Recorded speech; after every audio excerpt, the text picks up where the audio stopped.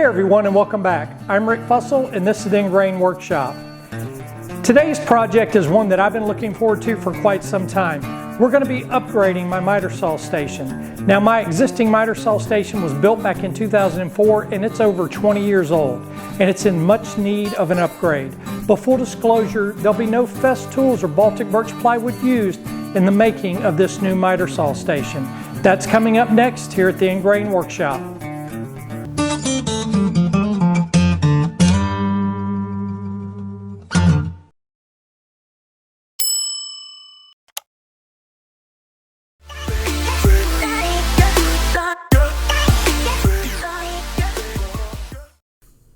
So there it is, Old Faithful, my existing miter saw station. I built this back in 2004, and back then you probably could have found this on the cover of Wood magazine.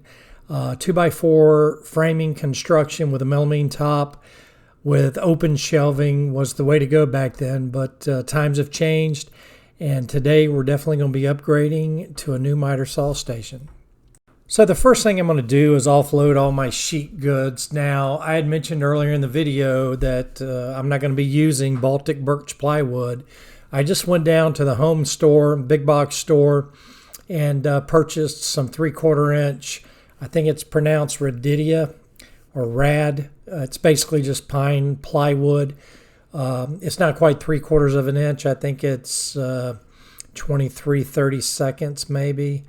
But that's what I'm using for the sides and the bottoms of my cabinets for my miter saw station.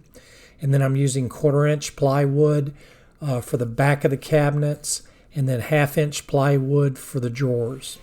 Next, I'm going to rip some plywood. Now, in SketchUp, there's a cut list program or add-on you can use, and it will automatically generate your cut list for your sheet goods. But I like to rock it old school, so I just take out a piece of graph paper and just sketch it out myself. Now, I know there's a lot of people out there that use a track saw to break down their sheet goods. I have a table saw that has a cutting capacity of 55 inches. So knowing that my table saw is the most accurate machine in my shop, I like to cut everything right here at the table saw. So in order to keep my cuts perfect, I like to never move my fence. So if that means I do have to break out my DIY track saw and overcut a piece, usually by 1/4 inch or 1/2 inch, and then take it back to the table saw with the fence still in the same position, this way I can ensure that all my pieces are ripped at the exact same dimensions and they'll all be square when I assemble the cabinet. So all my cuts so far have been 24 inches. I'm cutting the right and left sides of the cabinets along with the bottoms. They're all going to be cut at 24 inches because that's going to be the depth of the actual base cabinets. Now I've bumped my fence out to 28.5 inches and I'm ripping the cuts for the bottoms of the cabinets and also the stretchers of the cabinets. And here's a pro tip. When cutting here at the table saw, I'm always aware of the factory edge on the boards, and I always try to keep that edge against my fence. Whenever I make a cut with my DIY track saw, I always note that cut as a non-factory edge, and I make sure that that's the cut that gets cut off here at the table saw. Now with my fence set up at 4 inches, I'm just ripping all these 4-inch stretchers that will be used on the back and the tops of the cabinets. I'll mount 2 stretchers on the back of the cabinets and then 2 stretchers on the top of the cabinets, and I'm building 3 30-inch cabinets and 2 15-inch cabinets. Next, I'm going to cut the height of my base cabinets. It doesn't matter if they're the 30-inch cabinets or the 15-inch cabinets. I'm cutting them all at 34 inches. So I've bumped my fence out to 34 inches, and these are all my 24-inch rips that now I'm ripping them in lengths of 34 inches. So the side of the cabinets are going to be 24 inches by 34 inches. The reason I'm making the cabinets 34 inches is because they're not going to have the typical integrated toe kick. These are going to have a separate toe kick because my dust collection runs along the bottom corner of my floor and wall, and I need a toe kick that's about 4.5 inches tall in order to get the bottom of the cabinet over my 4-inch PVC dust collection. And another reason too is I didn't want to make the cabinets at your typical, say, kitchen cabinet height of 36 inches. That's a little low for me for working on the miter saw. I like it up a little bit higher. My existing cabinet was at a total height of 42 inches. This one, with the toe kick and the 34-inch cabinet, along with 1.5 of MDF top, that's going to bring it up to about 40 inches, which is a comfortable height for me. But, you know, the height of the cabinet should all be personal preference depending on how tall or short you are. Now, with these pieces already ripped at 24 inches, I'm turning them, moved my fence out to 15 inches. Now I'm ripping them at 15. So now they'll be 15 inches by 24 inches, and these will make up the bottoms of my two 15-inch cabinets. And lastly, I'm going to rip all my toe kicks, and again, I'm ripping those at 4.5 inches. And on the left side of the miter saw, they're going to be cut to a length of 68.5 inches, and on the right side, they'll be cut down to a length of 38.5 inches. And then the widths of the toe kicks are going to be cut at 15 inches. And I know you're probably asking, why 15 if the cabinets are 24 inches deep? And again, it's because my dust collection is going to run behind the miter saw, so I have to shorten the toe kick on that end of the miter saw station. And finally, the cut list is complete. I can start checking everything off the list. All 3 pieces of plywood. Actually, I think there's a back side to one of these, so there was a total of 4 sheets of 3/4-inch plywood that we ended up ripping up for 3 30-inch base cabinets and 2 15-inch base cabinets. Now with all the plywood ripped, I can summarize the different components. My sides are 24 inches by 34. The bottoms for the 30-inch cabinets are 28.5 by 24. The bottoms for the 15-inch cabinets are 13.5 by 24. And then the stretchers for the 30-inch cabinets are 28.5 by 4. The stretchers for the 15-inch cabinets are 13.5 by 4. And then I've built a middle divider for the 30-inch cabinets only at 33.5 by 23. Then I have the 2 toe kicks for each side of the miter station, which are designed specific for mine. Next, I need to cut a dado for the 1/4-inch plywood that's going to go on the back of the cabinet. So I took a 1/4-inch setup block, raised my table saw blade up to 1/4 of an inch, and then I'm going to use a piece of the scrap plywood to set my fence, to get the distance of my fence from my blade, instead of using 3/4 of an inch, because I think this plywood's actually 23/32. Now I'm going to start ripping all the pieces. So the pieces that you're going to need to cut will be the sides of all the cabinets. You're going to need to cut the same dado in the bottom of the cabinets, and a dado on the 15-inch. Yeah, we got it, 15-inch stretchers. You'll need to do 2 of these, one for each 15-inch base cabinet. And then we'll need to do the same thing. Yeah, we got it for the 30-inch stretchers. And again, we've got 3 30-inch base cabinets, so we're going to need to do 3 30-inch stretchers. Once I get everything cut once, then I'm going to take a piece of scrap wood, no dummy, not scrap wood, and that's got the first initial cut already in it, and then I'm just going to bump my table saw fence out, run it through. Yeah, we got it. And then take and do a test fit with a 1/4-inch plywood until I get a nice snug fit, but also a fit so it can slide through. You don't want it too tight. And once I get that dialed in, I'll lock in the table saw fence and then go ahead and rip everything else with the second dado cut.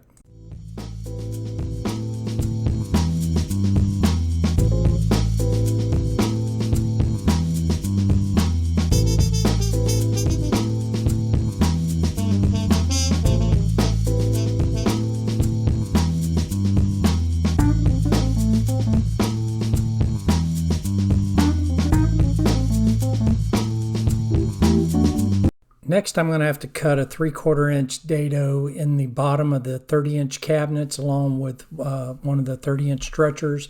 So I did put my dado stack in here using a setup block, 23/32, which is the actual width of the plywood. And then I've got a depth set up at 3/8 of an inch. And this is where my middle dividers are going to slide into the 3 30-inch cabinets. So just like before, I'm going to take a piece of scrap wood before I make the actual dado cut. Yeah, we spelled it right this time. And go ahead and just do a test fit to make sure that my middle divider is going to fit in here snugly. Not sure if snugly is a word, but tight, but not too tight. And there you can see we have a snugly fit. It's tight, but I can also slide the divider in and out of the dado, so we're good to go. So with my table saw fence adjusted so I can cut this 23/32 dado right in the middle of my 30-inch bottom. Now I can go ahead and start making all the cuts on the bottoms. I think I've got 3 of these bottoms to make. And then I'm going to need to do the same thing with the 30-inch stretchers.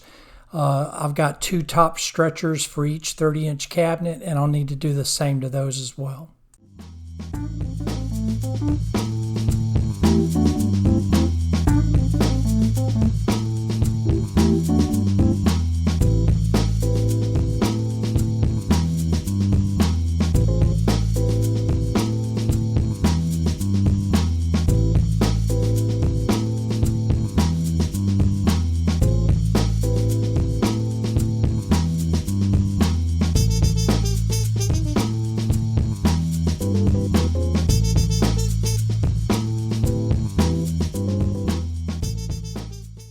Next, I'm going to jump over to my toe kicks. I'm going to need to cut some mitered corners on my toe kicks. Now, I'm only going to cut the corners that are outside corners that are going to be visible.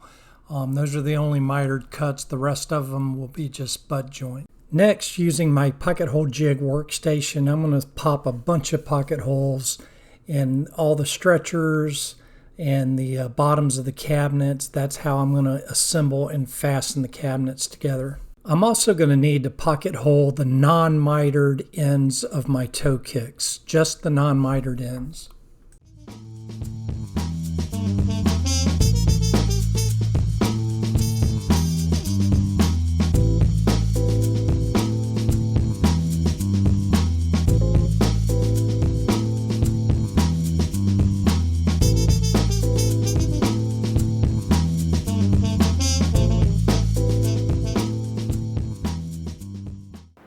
So here I have my sides, my middle dividers, the bottoms for my 30-inch, my 30-inch stretchers, my little 15-inch stretchers.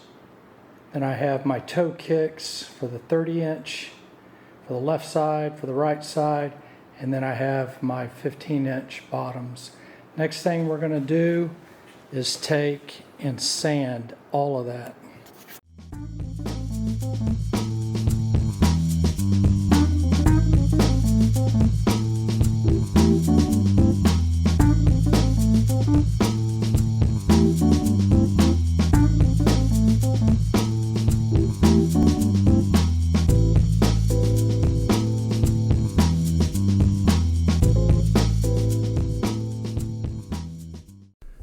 With everything finally sanded, I'm going to lay out my toe kicks here and start the assembly process. Now you can see here on this corner, this is just a butt joint because this side will be going up against an existing wall. So both the corners are going to be butt joints on this end. On the opposite end, they're going to be visible. So they're going to be a mitered corner at the far end here because this corner will be visible. So for attaching my miter corners here on my toe kicks, the method that I like to use, and which is the easiest that I found, is just to use some painter's tape and go ahead and run that across the joint. That's going to help with the glue up process. And then I'm going to use just standard wood glue. I'm going to apply wood glue just to the middle of the joint, and then on both sides of the outside of the joint, I'm going to use some CA glue with some accelerator, and then the CA glue and accelerator will act as a clamp, and it will immediately adhere to both sides of the miter joint and allow me to continue working.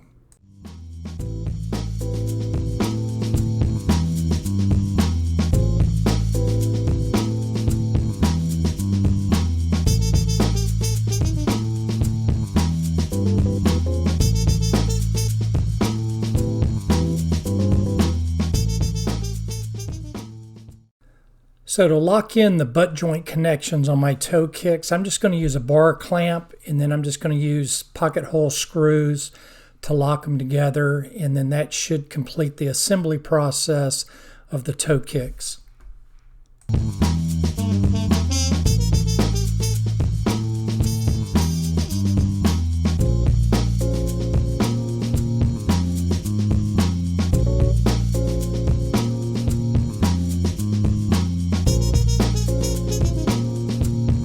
So this is going to be the left side toe kick, which is the longer side of the cabinets. And I've taken some scrap plywood and cut them the exact width of the inside of the toe kick, and then drilled out some pocket holes. And then what I've done is I've spaced them out, because this is what I'm going to screw the bottom of the cabinets to securely fasten the cabinet to the toe kick. So I've got a piece here at 15 inches, so I can fasten both sides of the 15-inch cabinet. And then I've got one set at 30 inches, so I can attach the two 30-inch cabinets to this particular toe kick. So this toe kick will have a 15-inch cabinet and then two side-by-side 30-inch cabinets. Then I'm going to repeat the same thing for the right toe kick, which will house a 15-inch cabinet and then one 30-inch cabinet. You didn't think we were done ripping down plywood, did you? The next thing we're going to have to do is take our 1/4-inch plywood and go ahead and rip these pieces down to fit in the backs of the 15 and 30-inch cabinets. Now it's finally time to assemble the cabinets. Now I'm going to assemble a 15-inch cabinet first, and what I'm going to do is lay one side on my assembly table and then align the bottom dado, the 1/4-inch dado for the back, line it up with the 1/4-inch dado that's on the side. Once I get those dados lined up, then I'm going to take, using bar clamps, and I'm going to clamp the bottom to the side. And once I get it clamped and flush and everything's aligned, then I'm going to just pop in some pocket hole screws, and that will fasten the bottom to this particular side. And then I'll repeat the process for the other side of the cabinet.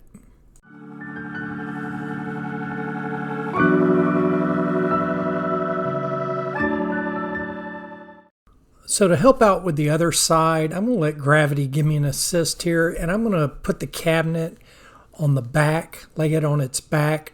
That way it will hold up the other side, or actually both sides of the cabinet, and will just help me better clamp it in with the bar clamps. And once I get them clamped in, then I'll pop in the pocket hole screws, and that will finish the assembly of the sides on the cabinet.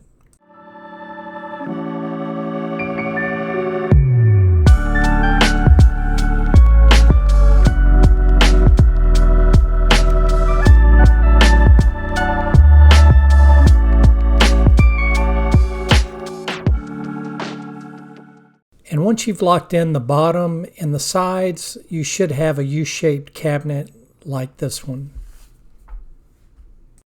Next, with the cabinet on the floor of the workshop, I'm going to insert the 1/4-inch plywood back, and then insert the 15-inch stretcher that has the dado cut in it, and then go ahead and clamp that in place and pop some pocket holes in that top stretcher.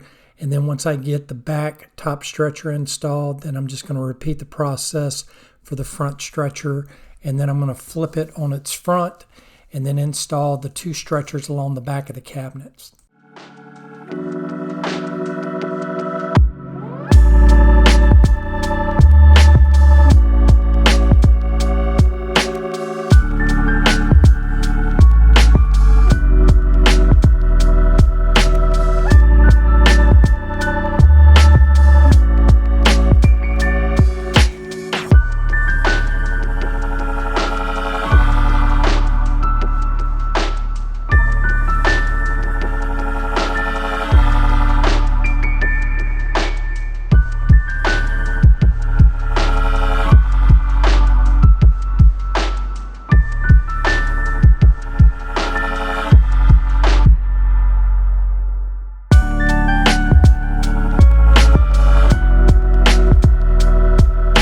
reason the top stretcher isn't all the way to the top of the cabinet is because this cabinet is larger than 36 inches. So in order for it to match up with the blocking in my wall, I have to lower the stretcher on the back of the cabinet. Now that we've completed the assembly of the 15-inch cabinet, which will strictly be for drawers, I'm going to show the installation of a typical 30-inch cabinet, the difference being the 3/4-inch dado here in the middle, which is going to be for the middle divider. Other than that, the cabinet's going to be installed exactly how the 15-inch cabinet was. I'm going to start with the side on my assembly table, and then I'm going to clamp the bottom to the side. Now, I had to switch out my 24-inch bar clamps for some pipe clamps, but it still got the job done. Then lock and loaded my pocket hole screws and then fired them in.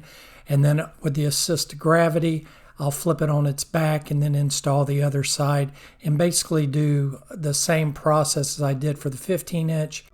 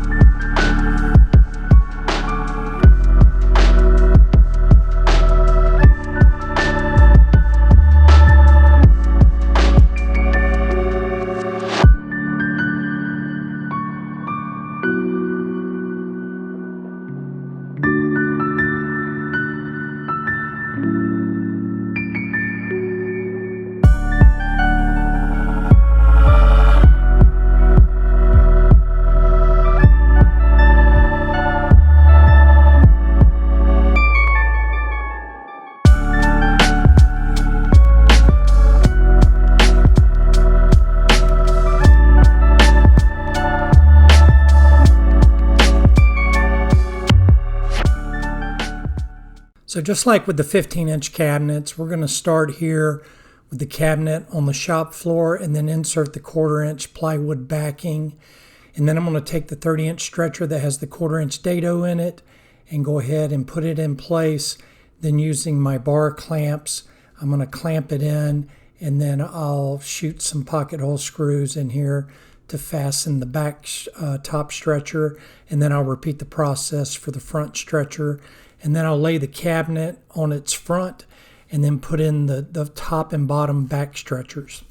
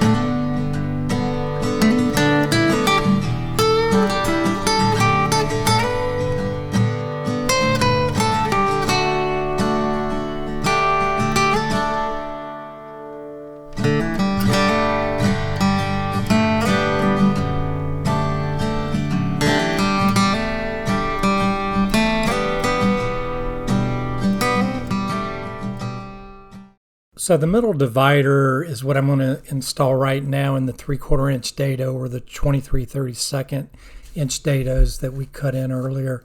And this is the only difference between the 15-inch and the 30-inch cabinets.